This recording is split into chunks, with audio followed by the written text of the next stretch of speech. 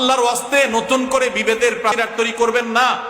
সমস্ত কুফুর অপশক্তি আজ একাট্টা হয়ে গেছে, শুধু আমরাই বিভক্ত।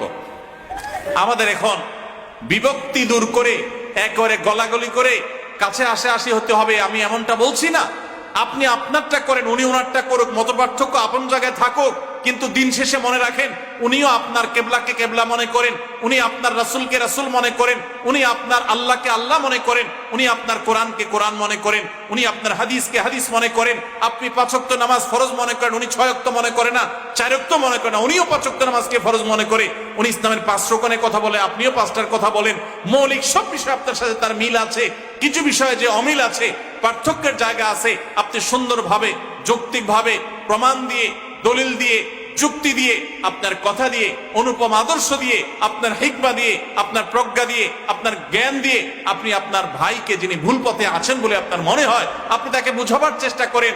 আল্লাহর ওয়াস্তে ওয়াজ মাহফিলের মঞ্চকে, আলোচনার মঞ্চকে, মাইককে, টেলিভিশন মিডিয়ার ক্যামেরাকে, মাইককে, এগুলোকে গাল মন্দের ক্ষেত্রে পরিণত করবেন না।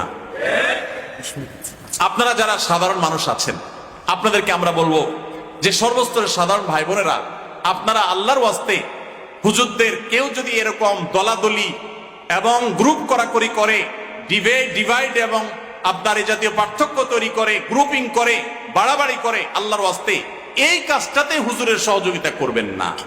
আমাদের মুসলমানদের মধ্যে বিভেদ থাকা উচিত না, কাম্য না। কি বলেন আপনারা? বিভেদ থাকা উচিত। মুসলমানদের মধ্যে বিভিন্ন বিষয়ে পারস্পরিক মতপার্থক্য, মতভিন্নতা, বুঝের ভিন্নতা থাকতে পারে। সেটা কোনো কোনো ক্ষেত্রে ছোট ছোট বিষয় নিয়ে হতে পারে, কোনো কোনো ক্ষেত্রে অনেক বড় বিষয় নিয়েও।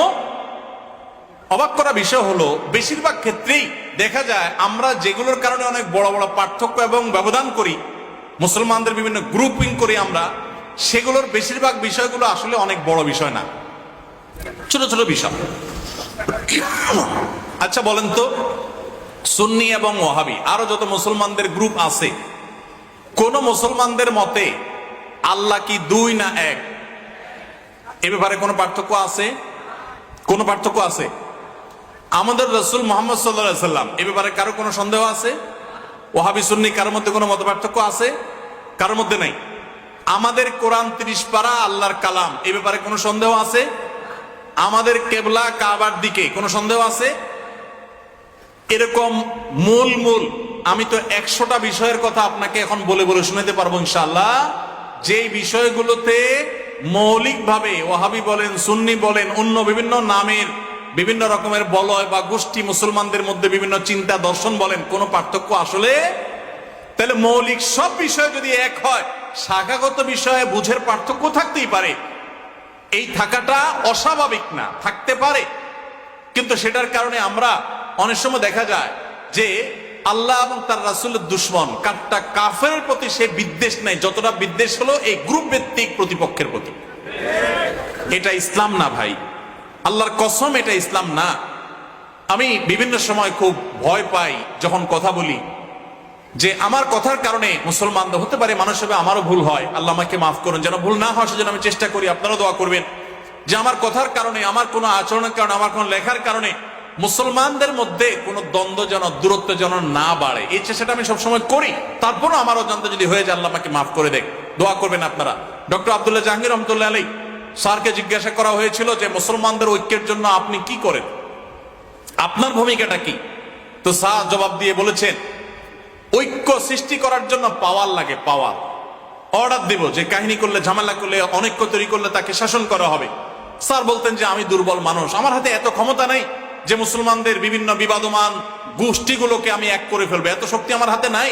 তবে একটা জিনিস আমার কাছে আছে বাবা, সেটা হলো আমি সবাইকে এক করে ফেলার মতো এত ক্ষমতা আমার না থাকলেও আমি চেষ্টা করি যে মুসলমানদের নিজেদের মধ্যে বিভিন্ন রকমের যে বিবাদ আছে সেগুলো যেন আর না বাড়ে, সেই চেষ্টাটা আমি আব্দুল্লাহ জাহাঙ্গীর করি। মানে আগুন লাগছে যে মুসলমানদের ঘরে, সে আগুনের মধ্যে যেন ঘি আর না ঢালা হয়, সেই চেষ্টাটা আমি করি। তো স্যারের এই কথার অনুসরণটা আমি করার চেষ্টা করি। অর্থাৎ সাধারণত কারোর নাম ধরে, কোনো গোষ্ঠী নাম ধরে কারোর সমালোচনা, বিশুদ্গার, মাহফিলে, মিডিয়াতে, টিভি চ্যানেলে, অন্য কোথাও সাধারণত না করার চেষ্টা করি। এরপর যদি কখনো হয়ে যায় বুঝবেন ওইটা আমার মিস্টেক, বুঝবেন মানুষের ওইটা আমার ভুল, এবং সেই জন্য আমি অনুতপ্ত। আমি কখনো এগুলো চাই না ভাই। আবারও বলছি, আদর্শিক ভিন্নতা থাকবে, আপনাকে আমি আদর্শে কম্প্রোমাইজ করতে বলি না। আপনার ইমান, আপনার আকীদা, আপনার মানহাজ, আপনার চিন্তাধারা, এটার উপর আপনি অটল অবিচল থাকেন, কিন্তু কোন অবস্থাতে মুসলমানদের মধ্যে বিভেদের প্রাচীর তৈরি করবেন না। আল্লাহর ওয়াস্তে নতুন করে বিভেদের প্রাচীর আর তৈরি করবেন না। সমস্ত কুফুর অপশক্তি আজ একাট্টা হয়ে গেছে, শুধু আমরাই বিভক্ত। আমাদের এখন বিভক্তি দূর করে একেবারে গলাগলি করে কাছে আসি হতে হবে, আমি এমনটা বলছি না। আপনি আপনারটা করেন, উনি ওনারটা করুক, মত পার্থক্য আপন জায়গায় থাকুক, কিন্তু দিন শেষে মনে রাখেন উনিও আপনার কেবলাকে কেবলা মনে করেন, উনি আপনার রাসূলকে রাসূল মনে করেন, উনি আপনার আল্লাহকে আল্লাহ মনে করেন, উনি আপনার কোরআনকে কোরআন মনে করেন, উনি আপনার হাদিসকে হাদিস মনে করেন। আপনি 5 ওয়াক্ত নামাজ ফরজ মনে করেন, উনি 6 ওয়াক্ত মনে করে না, 4 ওয়াক্ত মনে করে না, উনিও 5 ওয়াক্ত নামাজকে ফরজ মনে করে। উনি ইসলামের 5 রকমের কথা বলে, আপনিও 5টার কথা বলেন। মৌলিক সব বিষয়ে আপনার সাথে তার মিল আছে, কিছু বিষয়ে যে অমিল আছে, পার্থক্যের জায়গা আছে, আপনি সুন্দরভাবে যৌক্তিকভাবে প্রমাণ দিয়ে, দলিল দিয়ে, যুক্তি দিয়ে, আপনার কথা দিয়ে, অনুপম আদর্শ দিয়ে, আপনার হিকমা দিয়ে, আপনার প্রজ্ঞা দিয়ে, আপনার জ্ঞান দিয়ে আপনি আপনার ভাইকে, যিনি ভুল পথে আছেন বলে আপনার মনে হয়, আপনি তাকে বুঝাবার চেষ্টা করেন। আল্লাহর ওয়াস্তে ওয়াজ মাহফিলের মঞ্চকে, আলোচনার মঞ্চকে, মাইককে, টেলিভিশন মিডিয়ার ক্যামেরাকে, মাইককে, এগুলোকে গাল মন্দের ক্ষেত্রে পরিণত করবেন না।